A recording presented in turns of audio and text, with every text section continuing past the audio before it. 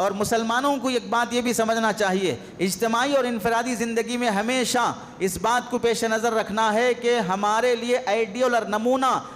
پہلے بھی 1400 سال پہلے بھی اور قیامت تک بھی ہمارے لیے آئیڈیل اور نمونہ صرف اور صرف محمد الرسول اللہ صلی اللہ علیہ وسلم ہے۔ دینی مسائل میں ان کے بعد صحابہ اکرام ہیں،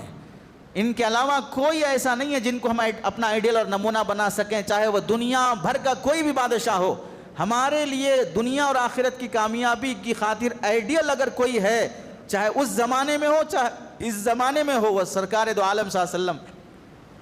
اجتماعی زندگی میں ہو یا انفرادی زندگی میں، معاشی زندگی میں ہو یا معاشرتی زندگی میں، ملی زندگی میں ہو کہ ملکی زندگی میں ہو، تجارتی مسائل میں ہو کہ ملازمتی کاموں میں ہو، ہر مسئلے میں آپ علیہ السلام کی سنتوں کو آئیڈیل بنانے والی قوم ہر جگہ پر کامیاب رہے گی۔ آدمی یہودیوں کو دیکھ کر یہودی بننا چاہے گا اور اللہ سے مدد مانگنا چاہے گا، ہندوؤں کو دیکھ کر ہندو بننا چاہے گا اور اللہ سے مدد مانگنا چاہے گا، تو ہرگز کامیاب نہیں ہو سکتا ہے۔ اس وقت دنیا میں جتنے ممالک ہیں ان کو اگر تقسیم کیا جائے تو 4 حصوں میں تقسیم کیا جا سکتا ہے۔ پہلا، مسلم ممالک جہاں پر مسلمانوں کی حکومت ہے، چاہے وہ 54 ممالک ہوں یا 56 ممالک ہوں، وہ مسلم کنٹریز ہیں جہاں پر مسلمانوں کی حکومت چلتی ہے۔ پہلے بھی مسلمانوں کی تھی، اب بھی مسلمانوں کی ہے۔ پہلے اجتماعی طور پر سلطنت عثمانیہ کہلاتی تھی، اب بکھر کر ٹکڑوں میں بٹ چکے ہیں۔ دوسرا، پہلے وہ ممالک جہاں پر پہلے مسلمان حکومت کرتے تھے لیکن اب وہاں مسلمانوں کی حکومت ختم ہو چکی،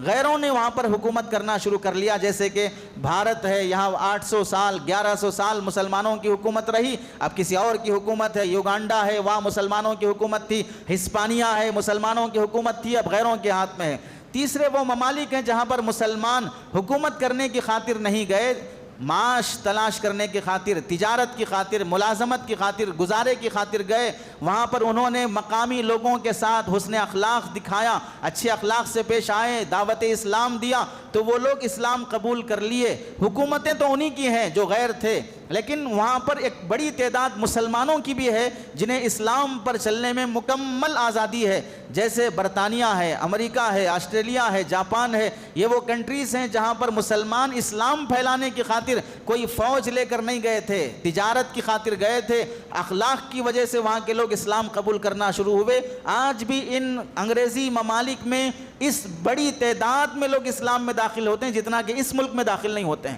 مسلم ممالک میں داخل نہیں ہوتے ہیں جتنا ان ممالک میں لوگ اسلام قبول کرتے آ رہے ہیں۔ چوتھے، وہ ممالک ہیں جہاں شروع سے اس ملک میں مسلمان ہمیشہ اقلیت میں ہی رہے ہیں، نہ انہیں حکومت ملی نہ انہیں حقوق ملے، بہر صورت وہ اقلیت میں رہے ہیں، جیسے